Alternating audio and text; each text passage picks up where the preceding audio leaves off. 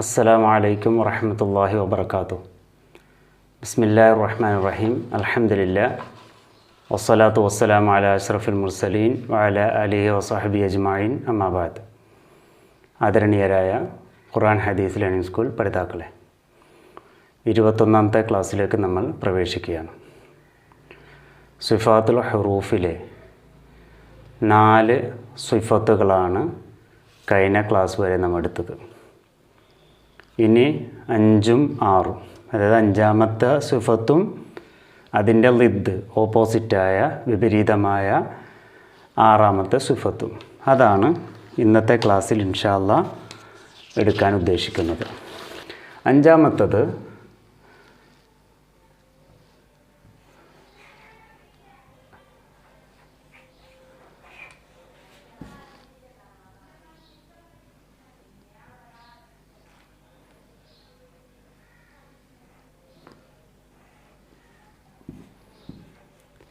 അൽ ഇസ്തിഅലാ ആണ്. അൽ ഇസ്തിഅലാ അതാണ് 5ാമത്തത്. അതിൻ്റെ നേർ വിപരീതമായിട്ടുള്ളതാണ് അൽ ഇസ്തിഫാൽ എന്നുള്ളത്. അൽ ഇസ്തിഫാൽ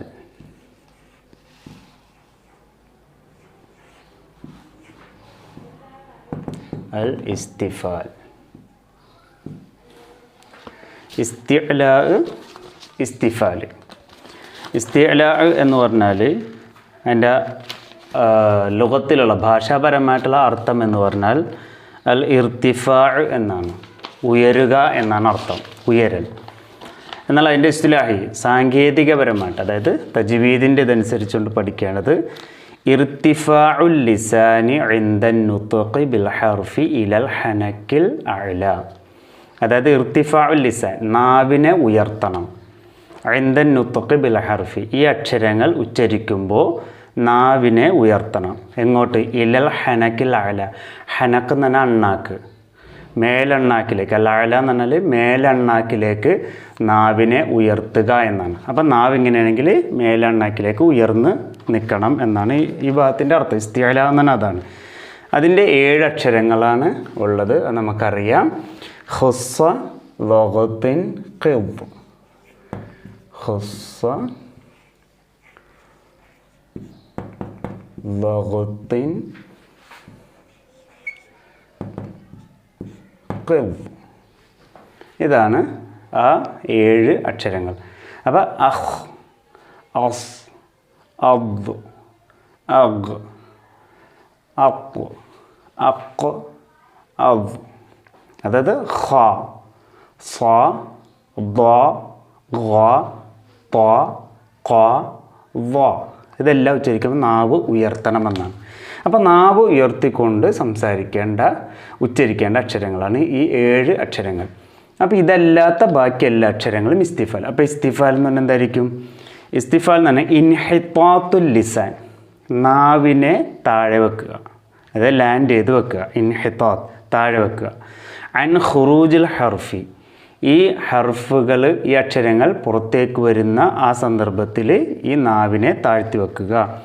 മിനൽ ഹനക്കി, ആ അണ്ണാക്കിൽ നിന്ന്, മേലെണ്ണാക്കിൽ നിന്നും താഴെ വെക്കണം. ഇല ഖാഇൽ ഫം, അതായത് ഫമിൻ്റെ, വായയുടെ താഴ്ഭാഗത്ത്. ഖാഇൽ ഫം എന്ന് പറഞ്ഞാൽ താഴ്ഭാഗത്ത് എന്ന് പറഞ്ഞാൽ നാവ് ഉയർത്തേണ്ടതില്ല, നാവ് ഉയർത്താതെ ഉച്ചരിക്കേണ്ട അക്ഷരങ്ങളാണ് ഇതല്ലാത്ത ബാക്കി എല്ലാ അക്ഷരങ്ങളും.